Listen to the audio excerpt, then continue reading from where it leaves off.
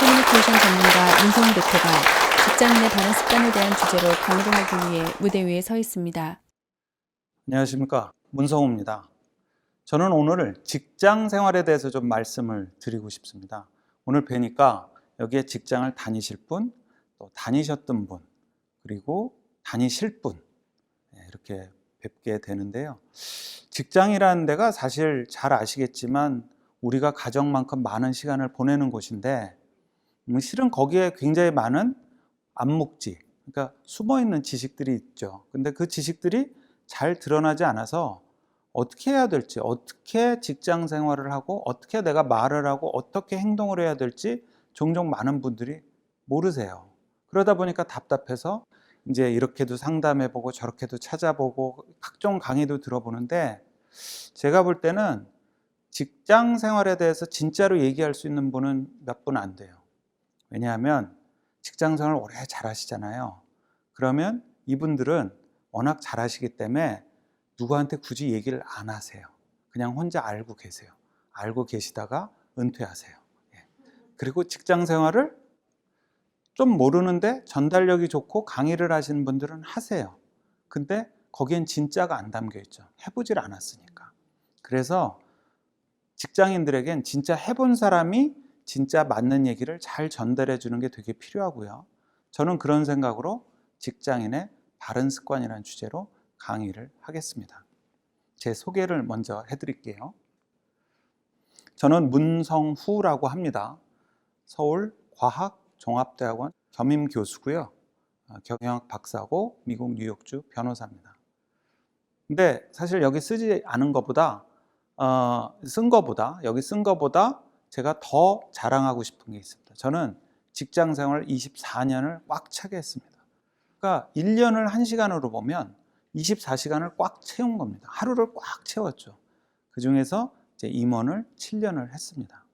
그러다 보니까 24년 직장 생활을 꽉꽉 차서 하다 보니까 너무 저도 몰라서 배우는 게 많고, 그러다가 배운 게 쌓이니까 또 후배들에게 또 너무 가르쳐 주고 싶은 거죠. 그래서 저는 직장인의 바른 습관이라는 주제로 오늘 좀 말씀을 쭉 드리고 싶고요. 그 안에는 제가 24년 동안 열심히 배우고 익힌 그 내용을 오늘 한 1시간여에 걸쳐서 말씀을 드리겠습니다. 직장인에게 중요한 것이 무엇일까요? 직장인에게. 사실 이거는 직장인뿐이 아니고 일반 분들도 마찬가지인데요. 직장인에게 중요한 것은 A. attitude, 태도일까요? B. behavior, 행동일까요? 아닙니다. C입니다. custom, 습관입니다. A, B, C 중에서요 가장 중요한 것은 C입니다. custom이요. 습관이죠. 사실 A 태도는요, 회사 들어갈 때 이미 다 봐요. 언제 보냐? 면접 때 봅니다. 면접 때 태도 다 보고요. 그거 보고 합격, 불합격이 결정이 됩니다. 그래서 태도는 입사하는 순간 좀 줄어들고요. 그럼 막 입사 초반에는 뭘 보냐? 행동을 봐요. 어떻게 저 친구가 행동을 하나? 어떻게 저 후배가 행동을 하나? 어떻게 저 직원이 행동을 하나? 우리가 흔히 얘기하듯이 빨리빨리 움직이나 천천히 움직이나, 아니면 저럴 때 어떻게 대응하나, 어떻게 움직이나, 어떻게 행동하고 어떻게 답하나, 이런 걸 봅니다. 그런데 그것도 초반이에요. 사실 행동을 보는 것도 초반이고요. 직장 생활 한 2, 3년 차 되면 회사든 조직이든 동료든 고객이든 그 다음부터는 그 사람이 어떻게 하는지 습관을 봅니다. 습관을 보기 시작해요. 의뢰 그 친구는 그렇게 했을 거야. 그랬었지. 아마 그렇게 했을 거야. 라고 습관을 보기 시작하죠. 저도 이제 직장 생활 24년 하면서 관리자가 되고, 그러면서 이제 여러 가지 결제도 하고 뭐 승인도 하고 사인도 하고 회의도 하고 하는데 일일이 다 기억이 안 나요. 사실 혹시 여기 계신 분들 어제 저녁 반찬 기억나시나요? 예, 안 나시죠? 예, 전 진짜 기억이 안 나요. 예. 그런데 회사에서 그 많은 일을 했는데 기억이 날까요? 기억이 안 나요. 그럼 좋은 방법이 뭐냐? 내가 했던 내 습관을 기억하면요, 아, 내가 그냥 그렇게 했을 거야 라고 생각이 들더라고요. 그래서 내가 어떤 것을 몸에 익히고 그것을 습관화해서 반복하면요, 사실 내가 내 습관을 기억하고 내가 뭘 했는지 알면서 차근차근 알아가면서 직장 생활을 할 수 있는 장점도 있습니다. C가 커스텀이 D를 만든다고 해요. D는 데스티니입니다. 운명. 그래서 A, B, C 중에 가장 중요한 것은 C고요. C는 D, 운명을 만든다고 합니다. 습관은 뭘까? 습관은요, 그냥 줄여서 자동입니다. 자동. 자동적으로 나오는 행동, 자동입니다. 습관은 자동입니다. 우리가 머릿속에, 뇌 속에 여러 기억을 하는데요. 기저핵이라는 뇌 깊숙한 곳이 있습니다. 거기서 그냥 기억을 해요. 그럼 습관이 몸에 배면 뭐가 좋을까요? 나한테 뭐가 좋을까요? 두 가지가 좋아요. 첫 번째, 우리가 일부러 어떤 행동을 하려고 그러면요, 기억을 하고 그거를 생각하고 에너지를 써서 해야 돼요. 그죠?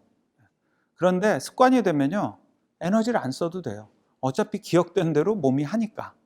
그래서 에너지를 덜 쓰게 돼요. 몸이 덜 피곤합니다. 습관화하면. 두 번째는 계속 할 수 있어요. 습관이 되면. 힘을 덜 쓰고 계속 할 수 있으면 좋은 습관은 얼마나 좋겠어요. 그죠? 옛날 속담에 이런 말이 있습니다. 실패한 사람에게는 습관이 주인이고요. 성공한 사람에게는 습관이 노예라는 말이 있어요. 그러니까 내가 좋은 습관을 들이면 어느새 내가 내 습관을 잘 부리고 있는 겁니다. 내가 만약에 나쁜 습관이 있으면 어떻게 돼요? 그 나쁜 습관에 끌려가는 거죠. 그래서 직장인들은 바른 습관을 몸에 배야 되는 겁니다. 자, 제가 오늘은 네 파트로 설명을 드릴 거예요. 첫 번째, 내가 나를 대하는 습관. 너무 중요하지 않아요? 내가 나를 어떻게 대하는지. 두 번째, 내가 남을 대하는 습관. 그리고 세 번째, 직장에서 일하는 습관. 그리고 직장에서 말하는 습관. 이렇게 네 가지로 말씀을 드리겠습니다. 나를 대하는 습관. 우리가 성인이 돼서 직장 생활을 하면서 사회생활을 하면서 좀 나쁜 게 있어요. 뭐냐면 내가 나를 너무 못 살게 굴어요. 전 세계에서 어떤 연구조사에 따르면 일이 잘 안 풀렸을 때 우리나라 직장인들이 제일 자기 탓을 많이 한대요. 근데 사실 직장 생활은요, 저는 24년밖에 안 했지만 30년 한 분도 있고 40년 한 분들도 계시고 그러세요. 그분들을 보면 본인들이 가지신 멘탈, 본인이 본인을 대하는 마음, 그 관리를 아주 잘 하신 분들이에요. 그게 무너지면, 흔히 얘기하는 내가 나를 대하는 습관, 좋은 멘탈이 무너지면 그 순간 직장 생활을 오래 할 수가 없어요. 해도 힘들죠. 사회생활도 마찬가지고요. 여러분 개인 생활도 마찬가지인 것 같아요. 좋은 습관을 몸에 배게 하는 게 첫 번째인데 우선 내가 나를 대하는 습관, 좋은 습관이어야 돼요. 뭘까요? 내가 나를 아껴줘야 돼요. 꼭 아껴줘야 됩니다. 여기 계신 여러분들도 오늘 댁에 돌아가시면 내가 오늘 너무 수고했어. 그리고 발 쭉 뻗고 푹 쉬세요. 내가 나를 아껴줘야 됩니다. 세상에 나 말고 나 아껴줄 사람이 있을까요? 없어요, 별로. 나 외엔 별로 없어요. 내가 나를 아끼는 습관이 가장 필요합니다. 넘어지면 내가 일으켜서 톡톡 무릎에 흙도 털어주고요. 등도 두드려주고 그래서 가야 됩니다. 우리가 직장 생활하면서 그런 말을 참 많이 듣습니다. 할 수 있다고. 할 수 있다고. 근데 그 할 수 있다는 말을 남한테 들으면 소용이 없어요. 당신은 할 수 있겠죠. 나는 못하는 거죠. 그죠? 할 수 있다는 말은 내가 나한테 해야 됩니다. 내가 나한테 할 수 있다고 얘기를 할 때 진짜 내가 할 수 있는 겁니다. 그걸 우리가 자기 효능감이라고 하죠. 나는 내가 할 수 있다. 근데 거기까지 가려면 꽤 시간이 걸려요. 왜냐하면 사람은 조그만 성공을 반복해야지 내가 나를 아끼고 내가 나를 믿는 습관이 생깁니다. 그래서 나한테 조그만 성공의 경험을 반복하게 해주셔야 됩니다. 그러다 보면 자기 효능감이 생기죠. 여러분, 자기 효능감은요, 자존감이란 말과는 다릅니다. 여러분, 자존감이란 말 요즘 굉장히 많이 쓰고 굉장히 좋은 단어로 생각들을 하시죠. 자존감은 영어로 self-esteem이라고 합니다. self-esteem. 여기서 esteem이란 말은요, estimate, 평가하다라는 말의 그 단어에서 온 겁니다. 자존감은 뭐냐면요, 내가 나를 존귀하게 여기는 마음이 아니고요, 내가 나를 잘 평가하는 겁니다. 그래서 자존감의 상처를 안 받으려면 어떻게 하면 돼요? 내가 나를 넘어서는 도전을 안 하면 돼요. 예. 내가 나를 넘어서는 도전을 하면 자존감의 상처를 받습니다. 내가 나를 아는 게 제일 중요해요. 예. 그게 자존감이죠. 근데 내가 나를 안 다음에 나는 요거밖에 안 되니까 라고 멈추면 안 되죠. 직장 생활은 조금씩 성공을 반복하면서 나아가야죠. 그래서 자존감을 넘어선 자기 효능감이 필요한 겁니다. 셀프 에스팀과 셀프 에피커시, 자기 효능감은 다릅니다. 우선 내가 나를 대하는 습관, 내가 나를 좀 아껴주고요, 밀어붙이지 마세요. 안 그래도 돼요. 그렇지 않아도 세상에 다 밀어붙이고, 동료도 밀어붙이고, 회사도 밀어붙이고, 때로는 가족도 날 밀어붙이고, 아주 힘들어 죽겠어요. 다 날 밀어붙여서. 나라도 나를 소중하게 여기면서 오래오래 나를 아끼면서 같이 가야 되는 거죠. 그러면서 회사에서는 내가 조금씩 조그만 성공의 경험을 반복하면서 할 수 있다는 자기 효능감을 늘려가야 되는 겁니다. 내가 나를 대하는 습관, 아끼세요. 내가 나를 아끼세요. 아끼고 도닥여주고 천천히 손 끌고 같이 가주세요. 제가 가끔 좀 젊은 사원분들, 직원분들 강연을 가면 깜짝 놀라는 게요, 입사한 지 한 1, 2년밖에 안 됐는데 마음이 벌써 급해요. 내가 이렇게 해도 되나? 왜냐하면 오랫동안 스펙을 쌓고 막 열심히 살았잖아요. 그러니까 되게 마음이 급해요. 내가 이거밖에 안 해도 되나? 더 해야 되지 않을까? 막 이런 생각을 해요. 제가 항상 얘기해요. 나 24년 했어. 나는 자정까지 직장 생활을 했는데 거기 있는 분들은 지금 새벽 1, 2시예요. 뭐 제가 좀 직장 생활 좀 했어요. 한 7, 8년? 그분들 그래봤자 이제 아침 먹을 시간이에요. 점심, 저녁, 간식, 잘 시간까지 하루가 아직 24시간이 꽉 남아있는데도 마음들이 급해요. 제가 항상 말씀을 드리죠.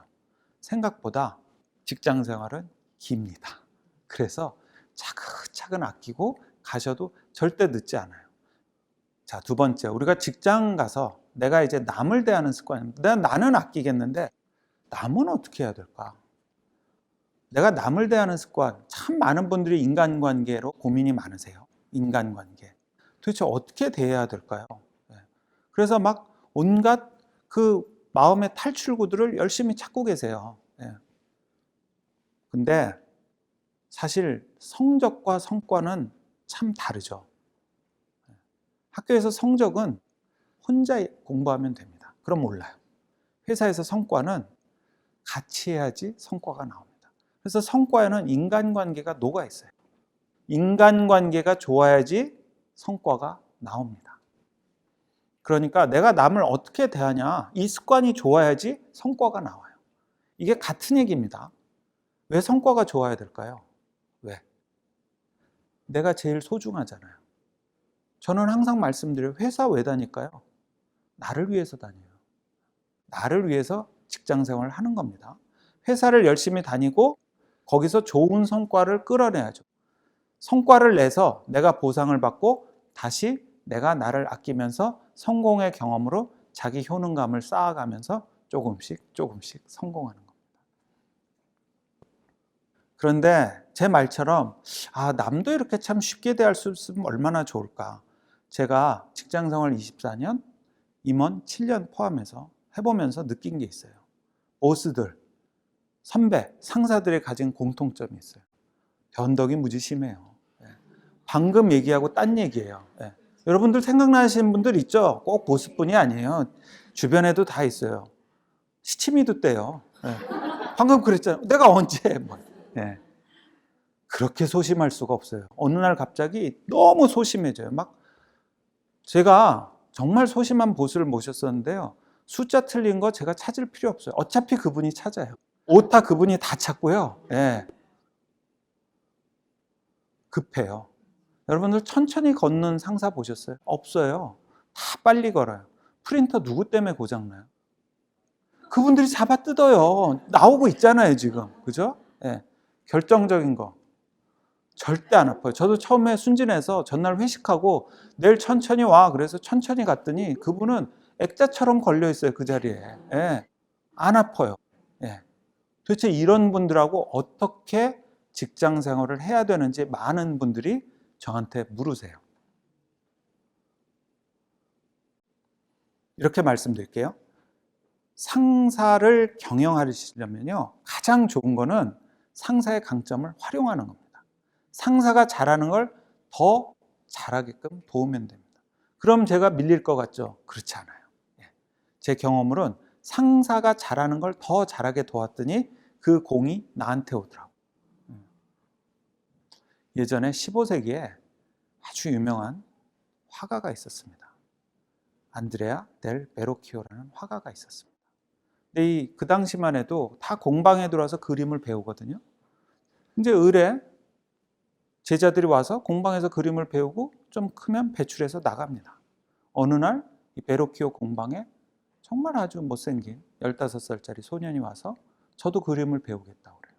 그러니까 이제 베로키오가 그 소년한테 그래, 와서 나한테 그림 배우는데 천사 그래, 천사. 그래서 이 소년은 3년 동안 천사를 그립니다.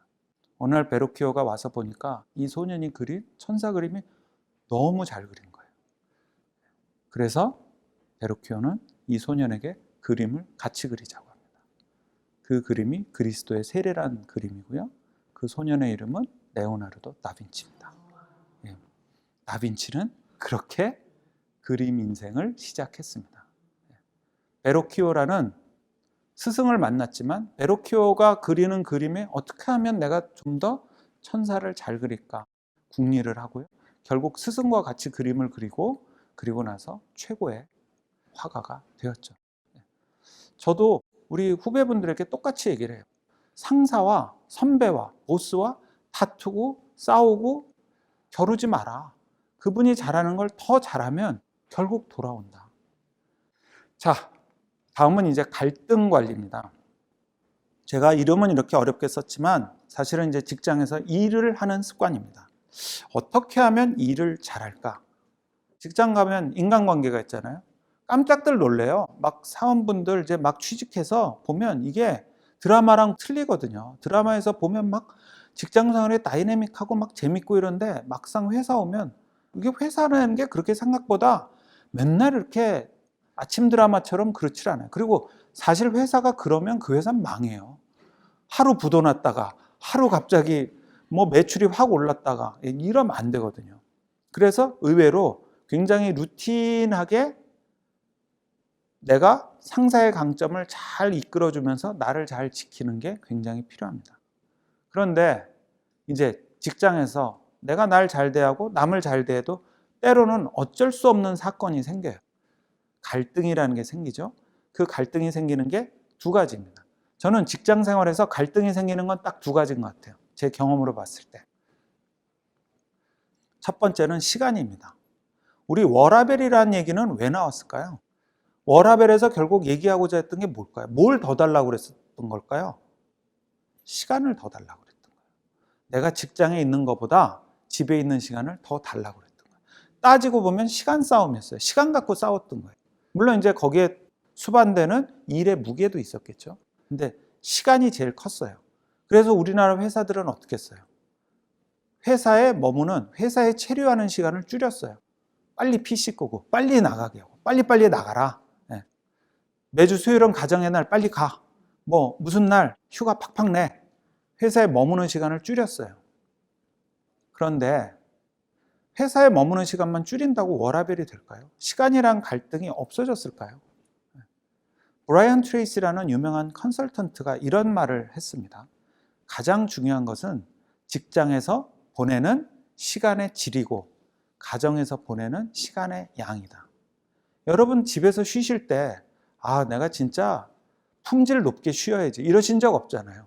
그냥 쉬죠. 그냥 소파에 눕거나 뭐 침대에 눕거나 그냥 쉬죠. 직장에서는 어때요? 내가 직장에 최대한 오래 있어야지 이렇지 않죠. 내가 회사에 출근했으니까 진짜 일을 잘해야지.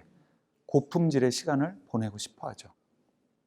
그런데 시간은 누구에게나 다 똑같습니다. 24시간. 그럼 어떻게 하면 내가 직장에서 보내는 시간의 질을 높일 수 있을까?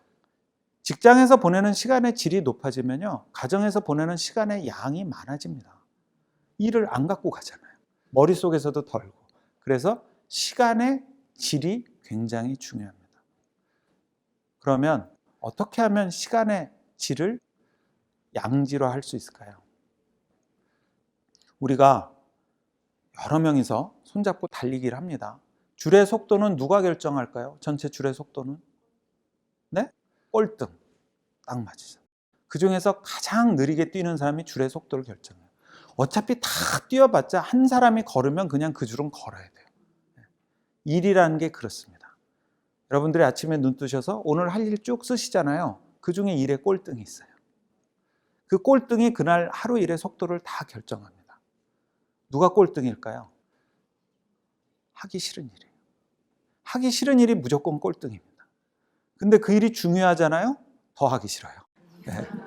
사소한 일은 무시해요, 그냥. 근데 중요한 일, 이거 진짜 해야 되는데 오늘은 미루지 말아야지 그러곤 그 일 때문에 딴 일을 다 미뤄요. 중요한데 꼭 내가 해야 되는데 남이 안 해주는데 그 중에 진짜 하기 싫은 일이 있어요. 그 일이 재밌는 게 꼴등이 돼서요, 다른 일들의 발목을 다 잡고 결국 그래서 나의 오늘 하루 시간을 다 망칩니다. 그 일 때문에. 여러분 지금 혹시 내가 못 돼야 되는데 쭉 리스트를 만들어 보시면 그 중에서 꼴등 일이 있어요. 근데 그것만 걸리면 생각이 나면 뭔가 찜찜해서 딴 게 흐지부지 돼요. 근데 그것부터 훅 해버리잖아요. 그럼 딴 건 쉬워요. 여유가 생겨서. 시간을 관리하는 방법은요, 직장에서 하기 싫은 일, 진짜 중요한데 하기 싫은 일부터 하시면 돼요. 그러면 그 일이 다른 일에 발목을 안 잡습니다. 근데 하기 싫은 일 하는 건 진짜 더 싫죠. 그죠? 그래서 하기 싫은 일을 하신 다음에는 반드시 소확행, 보상을 해주셔야 됩니다. 다 스트레스 푸는 방법이 있으시죠? 네일도 받으시고, 인형도 뽑으시고, 치맥도 하시고 다 있으실 거예요. 저도 있어요. 조그맣게 나한테 보상을 해줘야 됩니다. 그래야지 내가 알아요. 하기 싫은 걸 하고 나면 보상이 오는구나. 결국 다 나로 돌아옵니다. 내가 나를 잘 대해주고요. 그리고 내가 남의 강점을 잘 활용해서 도와서 고성과를 내서 보상이 돌아오면 또 내가 나한테 보상을 해주는 거고요. 시간도 내가 나한테 힘들지 않게 보내게 해주는 방법이에요. 시간 관리를 잘하면 내가 안 힘들어요. 내가 안 힘들려면 내가 내 시간 관리를 잘해야 되고요. 그 첫 번째 방법은 싫은 일부터 해치우고, 그러고 나면 반드시 상을 주셔야 됩니다. 상에 인색하시면 안 돼요. 반드시 내가 나한테 상을 주셔야 됩니다. 다음, 회사에서 이제 우리가 열심히 굉장히 관계도 좋고 의욕도 나는데 힘이 쭉 빠진 일이 있어요. 뭐죠? 하다가 안 된 일, 안 풀린 일, 망쳐버린 일. 우리가 그걸 실패라고 그러죠. 근데 사실 실패는요, 조금 큰 실수일 뿐이에요. 그래서 실패를 너무 겁내면 안 되더라고요. 심리적 안전이라는 말이 있죠. 내가 나한테 그래도 괜찮아라고 안전감을 주는 겁니다. 직장 생활에서 설문조사를 했어요. 후배들이 가장 싫어하는 상사 1위는 누굴까요? 1위는요, 감정 기복형 상사예요. 좋은 아침, 점심 안 먹을랜다. 사표 쓰고 있어. 저녁 때, 내일도 화이팅! 이러고 퇴근하는 거예요. 감정 기복형이에요. 왜 그분이 싫을까요? 심리적 안전감을 못 주는 겁니다. 일을 하려면 심리적 안전감을 리더나 상사나 보스나 나 스스로에게도 줘야 됩니다. 좋은 아침, 회사 관둘래? 좋은 저녁. 이거 어떻게 믿고 일하겠어요? 그러면 만약 뭐가 실패가 생기잖아요? 절대로 거기서 배울 수가 없습니다. 겁내고 숨기죠. 심리적 안전감이 낮으면 숨깁니다. 외면해요. 제가 아까 보여드렸다시피 저는 미국 뉴욕주 변호사입니다. 뉴욕주에 가서 변호사 시험을 칩니다. 가서 쳤어요. 떨어졌습니다. 멋지게. 떨어져서 재수를 할 생각을 했죠.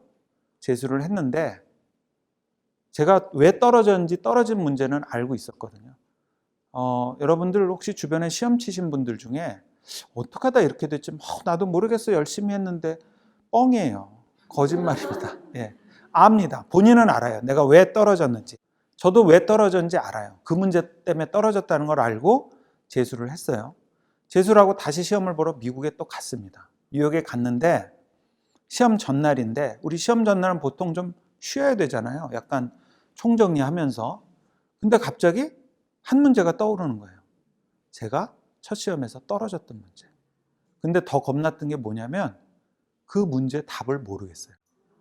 왜냐하면 재수하는 동안 그 문제 공부를 안 했어요. 사람은 그래요. 그 문제 때문에 떨어졌으니까 안 보게 되는 겁니다. 공부 안 해요. 그것 빼고는 다 했어요. 가슴이 철렁 내려앉죠. 내일 아침이 시험인데. 그래서 부랴부랴 24시간 하는 인터넷 카페 가서 공부를 했습니다. 전날 총정리를 하고 있어야 되는데 그 떨어진 문제 한 문제 풀겠다고 밤새 그걸 준비하고 갔어요. 이틀 시험을 보거든요. 첫날 시험을 보고 이튿날째 저희가 주관식에서 떨어졌어요. 주관식을 보러 갔는데 그 문제가 또 나왔어요. 이렇게 얘기하니까 제가 공부한 게 별거 아닌 것처럼 보이는데 공부도 열심히 했어요. 했는데 어쨌든 그 문제가 다시 나와서 붙었죠. 그러니까 제가 말씀드리고 싶은 거는 제가 왜 재수할 동안 그 시험을 안 봤을까? 실패해서 그래요. 다시 대면하기 싫은 거죠. 보기 싫었던 거죠. 제가 스스로한테 심리적 안정감을 못 줬어요. 이번에 떨어져도 괜찮았는데 그래도 실패를 대면해서 이거를 또 잘 풀어봐라고 했어야 되는데 그걸 그나마 전날이라도 깨달은 건 다행이겠죠. 그러면 어떻게 실패로부터 배울 수 있을까? 심리적 안정감을 내가 스스로한테 주고 어떻게 배울 수 있을까? 실패로부터. 여러분 한번 빙판에서 넘어져 본 적 있으세요? 안 아파요. 창피해서. 절대 안 아파요. 통증은 나중에 와요. 저녁 때쯤 되면 욱신욱신거려요. 왜 그러지? 낮에 넘어진 거예요. 그 순간 안 아파요. 일어나려다 또 한 번 넘어지면 어때요? 기절하는 게 낫겠다. 그죠? 주변 사람들 다 지나가고 날이 어두워질 때까지 있다가 일어날까? 이 사람이 뭔가 실패하잖아요. 그러면 감정들이 듭니다. 분노, 화도 나고요. 내가 왜 이거밖에 안 되지? 그 다음에 창피하기도 하고요. 우울해지기도 하고요. 복잡한 감정이 듭니다. 실패를 하고 나면. 그런데 실패로부터 배우려면요. 간단하더라고요. 실패를 빨리 대면하면 됩니다. 그럼 실패로부터 배울 수가 있어요. 그러니까 직장에서 일을 하는 습관도 똑같더라고요. 하기 싫은 일을 제일 먼저 하면 시간이 남고요. 그 다음에 내가 성장하고 성숙해지려면 내가 안 풀렸던 일을 빨리 대면하는 겁니다. 그래서 일 잘 풀린 날은 자축 파티 하실 필요 없어요. 일이 안 된 날, 그날 실패 파티를 하셔야 돼요. 빨리 모여서 나 이번에 시험 떨어졌잖아, 승진 시험. 또 1년 또 이렇게 지내야 돼. 라고 해서 실패를 빨리 대면해야지 거기로부터 배울 수가 있습니다. 실패로부터 배우는 방법은 간단합니다. 창피한 거, 우울한 거, 불안한 거, 이런 거 다 뚫고 가셔야 됩니다. 그걸 얼마나 빨리 뚫느냐에 따라서 실패를 빨리 배웁니다. 터널은 빨리 통과해야 됩니다. 근데 우리가 실패해서 왜 못 배우느냐? 가다 말아요. 창피한 건 어떻게 넘겼는데 화가 나요. 아직도 생각하면. 화가 난 건 어떻게 넘겼는데 되게 우울해요. 거기서 다 멈추는 거예요. 터널 안을 운전하고 가다가 서버리는 겁니다. 터널 바깥으로 나가야지 빛이 보이는데 터널 안에서 멈추는 겁니다. 실패해서 배우는 방법은 간단해요. 실패를 최대한 빨리 대면하면 됩니다. 직장 생활을 하면서 시간을 확보하는 방법은 꼴등을 1등으로 만들면 되고요. 그 다음에 실패로부터 배우는 방법은 창피한 거, 이런 거 다 우울한 거 빨리 통과해서 지나가시면 됩니다. 빙판에서 넘어지셨을 때 그 순간 아프시잖아요. 그럼 일어나서 재빨리 일어나서 이렇게 주변을 돌아보시고 다음엔 저거 난간 잡고 내려와야겠다. 그리고 구두도 낮은 거 신어야겠다. 절대 안 넘어지세요. 근데 그냥 넘어진 다음에 저녁 때 또 아파요. 그리고 다음날 또 까먹고 또 높은 구두 신고 가다 또 넘어져요. 그런 겁니다. 실패를 빨리 대면하세요. 그게 제가 말씀드리는 E라는 습관입니다. 자, 이제 말하는 습관입니다. 말하는 습관. 우리가 워라밸 얘기하는데 직장에 이제 대면 시간이 줄었어요. 그죠? 회사에 오래들 안 있어요. 그리고 유연근무제도에서 부장님 저 이것 좀 보고 드리려고 하는데 부장님 어디 가셨어요? 퇴근하셨는데 부장님이 내일 아침에 보자고 그러시더라. 저 내일 오후 3시에 출근인데요. 이렇게 되는 겁니다. 절대 시간도 줄고 물론 회사마다 차이는 있지만 점점 직장에서의 근무 시간이 짧아지는 건 1분이라도 짧아지는 건 추세일 겁니다. 그러면 직장에서 이렇게 대면이 주니까 어떻게 해야 돼요? 일을 잘하려면 말을 잘해야 됩니다. 말을 잘해야 됩니다. 어떻게 하면 말을 잘할까요? 우선 잡담부터 말씀드리겠습니다. 우리는 한국에서 크면서 잡담을 못하게 배웠습니다. 왜? 항상 선생님이 잡담하지 마. 네. 그죠? 그 다음에 밥상머리에서 잡담하지 마. 네. 그냥 잡담은 진짜 나쁜 얘기로 배웠거든요. 근데 미국에선 스몰톡이라고 해서 사실 굉장히 중요한 대화의 수단입니다. 네. 잡담을 어떻게 하는지를 잘 몰라서 회사에서 엉뚱한 실수를 저지르는 분들이 꽤 있어요. 인터넷에 쳐봐도 안 나오죠. 네. 잡담은 못하게 배웠으니까. 제가 예전에 회사에 있을 때 지하 1층 카페에서 아주 풍성하게 휘핑크림을 얹는 카페 라떼를 틀고 엘리베이터를 탔습니다. 15층까지. 근데 한 3층쯤에서 부장이 하나 탔어요. 상무님 카페 라떼 드시네요? 예. 그거 진짜 칼로리 높은데 진짜 살찌시는데 그리고 본인 7층에서 내려버렸어요. 본인 딴엔 잡담인데 그 친구랑 저랑 남은 게 뭘까요?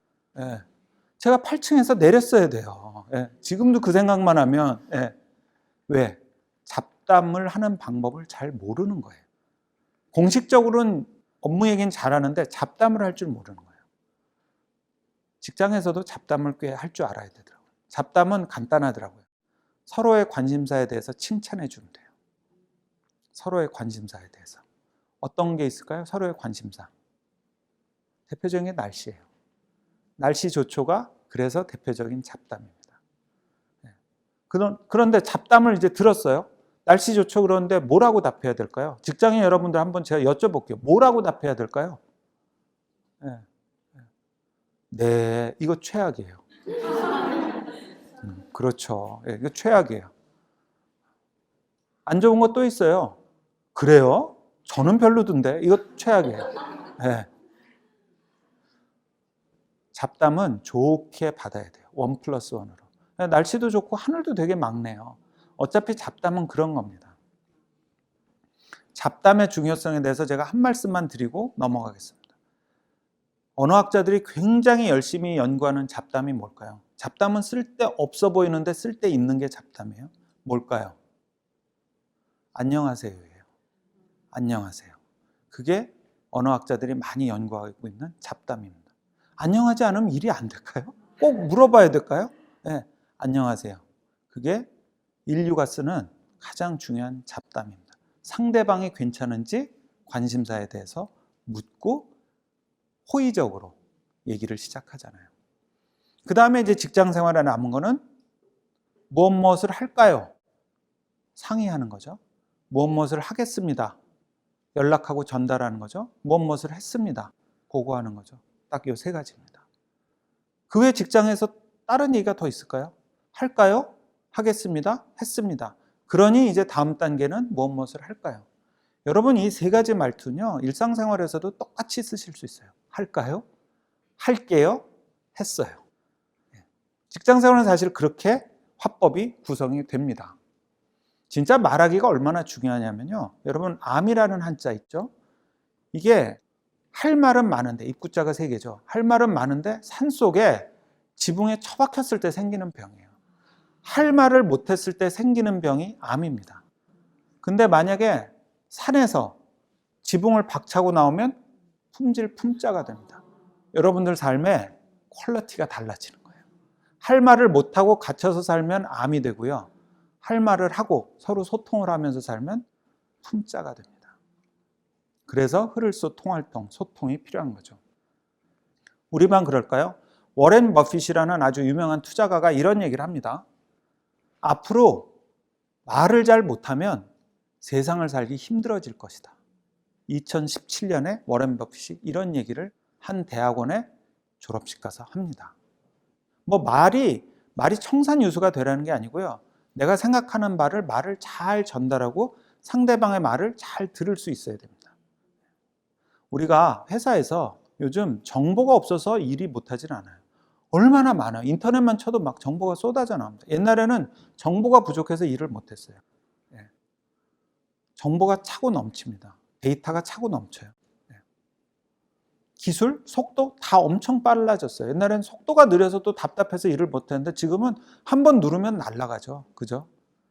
결국 남는 게 뭘까요? 말입니다. 말. 근데 그러면 도대체 말을 어떻게 해야 될까? 어떻게 하면 말을 잘하는 걸까? 제가 만든 삼각축입니다. 관계, 내용, 방식을 언제나 신경 쓰면서 말을 하자는 거죠. 관계. 우리나라는 모임을 하면 누가 탄생해요? 막내가 탄생해요. 네. 우리나라에서 친구 하려면 어떻게 해야 돼요? 한 200가지 퀴즈를 내서 나이를 알아내야지 속이 후련해요. 그 다음에 또 따지죠. 빠르냐 늦냐. 그죠? 어쨌든 굉장히 관계지향적인 사회예요. 우리나라는. 그리고 서열도 되게 강하고요. 그러다 보니까 말을 할 때도요. 관계를 설정해요. 내가 삼촌 같아서 하는 얘기인데 삼촌 없는 친구한테 그런 얘기를 해요. 내가 형 같아서 하는 얘기인데 관계를 설정해 버려요. 내가 딱. 그래서 우리나라는 굉장히 관계 중심적인 사회입니다. 말도 관계를 설정해야지 할 수 있어요. 그럼 관계는 도대체 어떻게 끌어가야 될까요? 말하기 위해서. 이게 가끔 제 강의를 들으시는 분들이 오해하실 때가 있어요. 관계가 그러면 충성을 하거나 사내 정치를 하거나 아니면 잘 모시라는 거냐. 그게 아니고요. 말을 할 때 관계는요. 굉장히 정직해야 돼요. 충실하고 정직해야 됩니다. 무슨 얘기냐면요. 사람이랑 말할 때 대충 하지 말라는 거죠. 말을 잘하라는 게 아니고 진심으로 그 사람께 성의껏 대하라는 거죠. 내가 삼촌이고 내가 누나고 내가 아버지는 뭐해요? 필요 없다니까요. 중요한 거는 내가 얼마나 성의 있게 대하냐. 남이지만 성의 있게 대하면 그게 진짜 진심 있는 말하기입니다. 그래서 직장 생활에서 말하기의 관계는 어떻게 할까요? 성의 있게 대하라고 저는 항상 얘기합니다. 누구하고 얘기하든 성의 있게. 무성의한 말하기 진짜 싫지 않으세요? 예. 진짜 싫죠. 예. 그게 왜 그러냐? 우리나라 사람들이 관계에 대한 마음가짐이 있어요. 말하기에. 관계는 충실하고 정직하게. 자, 다음은 그럼 이제 내용입니다. 관계, 내용, 방식에 대해서 제가 말씀드렸는데 내용은 어떻게 해야 될까요? MEC라고 흔히 기획 교과서에 많이 나오는 단어입니다. Mutually Exclusive, Collectively Exhaustive. 무슨 얘기냐면요. 그냥 빈틈없이 겹침 없이 하라는 겁니다. 그게 최고죠, 말은. 예. 말 잘 못하는 분 어때요? 한 말 또 해요. 계속 한 말 또 하죠. 근데 정작 중요한 얘기를 안 하고요. 왜 왔지 저분? 자기 얘기를 한참 하고 가요. 나중에 전화, 참 내가 그 얘기하려고 갔었는데. 예. 빈틈이 막 있는 거죠. 많이 겹치고. 그죠? 예. 이렇게 말은요. 가장 좋은 게 내용이 빈틈도 없고 겹침도 없는 겁니다. 복잡해요. 어떻게 하면 좋을까? 저도 고민을 했어요. 누가 도대체 빈틈 없고 겹침 없이 말을 할까? 내용을 빈틈 없고 겹침 없이 얘기를 할까? 생각해 보니까 내비게이션이에요. 여러분 내비게이션 목적지 찍으면 내비게이션 뭐 가르쳐줘요? 가는 길 또 오는 길. 그렇죠. 가는 길, 오는 길 또 드는 비용. 그죠? 도착 시간 다 가르쳐줘요. 근데 내비게이션은 겹치게 얘기는 안 해요. 우회전 하시라니까요. 이런 말 안 하잖아요. 그죠? 예. 아까 돈 얘기 들으셨나요? 예. 지금 이 길로 가면 그 돈 들어요. 이렇게 여러 번 얘기 안 하잖아요. 딱 한 번 선택하면 가잖아요. 그죠? 그게 내비게이션입니다. 우리가 말을 할 때 저는 직장인 분들에게 그렇게 권합니다. 내비게이션처럼 생각을 하시라고. 내가 왜 이 일을 하는지, 그리고 어떻게 할지, 언제까지 할지, 비용은 얼마나 들일지. 육하 원칙은 사실 그렇게 잘 안 되더라고요. 제 경험. 누가 언제 어떻게 어디서 무엇을 왜 이렇게 안 되더라고요. 근데 내비게이션 생각하면 좀 쉽더라고요. 내가 이 일을 왜 하지? 어떻게 하지? 어떤 길을 타고 가지? 얼마를 쓸 수 있을까? 회사에서 나한테 부과된 예산이 얼마일까? 언제까지 해야 되나? 가다가 사고를 만나면, 가다가 뭔가 안 좋은 일을 만나면 좀 바꿔도 되나? 내비게이션. 내용은 무결하게. 무결하다는 것은 겹치지 않고 빈틈이 없는 겁니다. 자, 다음은 이제 방식입니다. 방식. 여러분들 불편한 얘기를 하신 적이 있죠? 그 불편한 얘기를 우리가 직언이라고 합니다. 뭔가 귀에 쓴 소리, 듣기 싫은 소리, 그걸 우리가 직언이라고 합니다. 그러면 직언을 하려면 어떻게 해야 될까요? 불편한 이야기를 하려면 어떻게 해야 될까요? 다짜고짜 하면 될까요? 제가 이걸 회사 가서 그 수강생분들께 여쭤봤어요. 직언을 하는데 필요한 게 무엇일까요? 그랬더니 사표요, 또 술기운이요, 배짱이요, 뭐 많은 얘기죠. 진정성이요, 다 필요하죠. 공감이요, 다 필요합니다. 진짜 필요한 것이 무엇일까요? 내가 누군가에게 불편한 얘기를 해야 된다면 그 불편한 얘기를 한 걸로 끝난 겁니다, 사실은. 불편한 얘기를 했잖아요. 그것만 해도 어디예요? 그죠? 저는 회사에서 법무실장을 오래 해서 정말 회사에다 불편한 얘기를 많이 했었어야 됐어요. 업무를 담당하니까 얼마나 불편한 얘기를 많이 했겠어요. 그래서 제가 생각을 했어요. 어떻게 하면 불편한 얘기를 좀 그나마 편히 들을 수 있게 할까? 방법을 연구했더니 대안이랑 같이 얘기를 하면 되더라고요. 대안. 그러니까 직언이랑 대안은 세트 메뉴입니다. 제가 어디 지원을 하면 이제 붙는 데도 있고 떨어지는 데도 있었겠죠. 떨어진 곳은 당신은 불합격됐습니다. 옛날엔 이렇게 왔는데 요즘은 그 밑에 글이 길어요.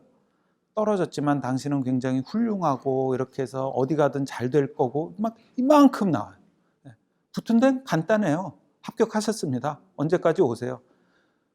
그러니까 불편한 얘기에는 이렇게 마음을 달래주는 대안, 또 실제로 같이 이렇게 작동할 것 같은 대안을 쭉 붙여줘야 됩니다.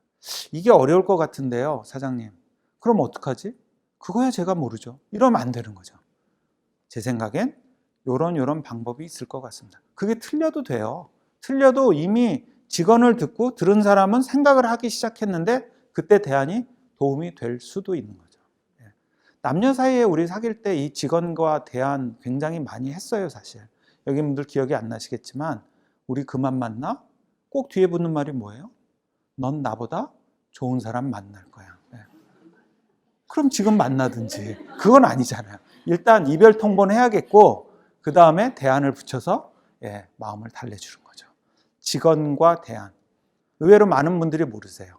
내가 불편한 얘기를 해야 되면 그 얘기를 한 걸로 목표의 90%는 달성이 된 거고요. 나머지 10% 그걸로 혹시나 도움이 될지 모르겠지만 대안을 제시해야 되는 거죠.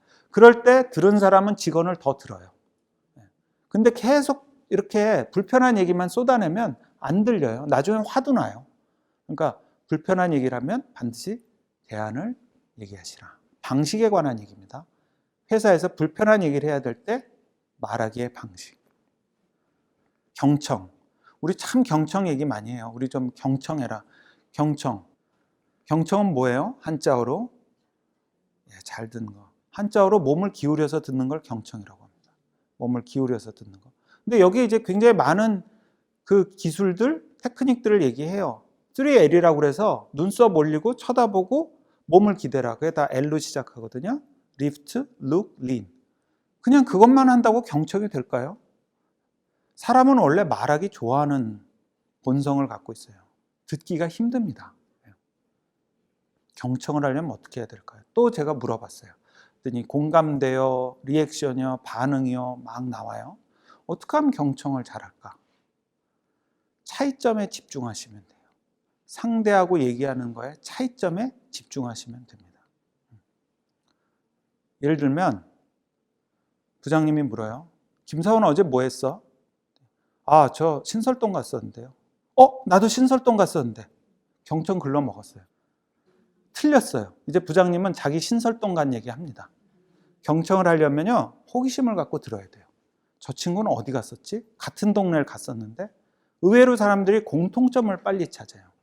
차이점에 집중해서 얘기에 귀를 기울이면 궁금해서 2, 3분은 충분히 듣습니다. 차이점에 집중하시면 경청이 됩니다. 방식은 섬세하게. 자, 마무리 짓겠습니다. 내가 나를 대하는 습관은 되게 잘 대하고요. 그 다음에 남을 대하는 습관은 강점을 활용해서 도우라고 했고요. 그 다음에 시간은 꼴등을 1등으로, 실패는 빨리 대면하고요. 그 다음에 말하기의 방식은 관계는 충직하게, 내용은 내비게이션처럼. 그 다음에 방식은 직원이나 경청에 필요한 대안, 그리고 호기심이었습니다. 이 많은 것들을 하루아침에 갖춰지기는 어렵겠지만 좀 낯선 것들을 자꾸 경험해보면 이런 복합적인 사회 속에서 복잡한 일들을 전뇌형으로 충분히 해낼 수 있더라고요. 쉽지 않습니다. 여러분 연필 발명되고요. 지우개 발명되고요. 연필 뒤에 지우개가 붙는데 90년이 걸렸어요. 의외로 낯선 것들끼리 경험하고 붙이기가 쉽지 않습니다. 그런 훈련들을 하시면 앞으로 여러분들께서는 직장인의 바른 습관이 자연스럽게 몸에 배서 성공적인 직장 생활을 하실 걸로 봅니다. 이상입니다. 감사합니다. 강연자가 강의를 마치고 퇴장합니다.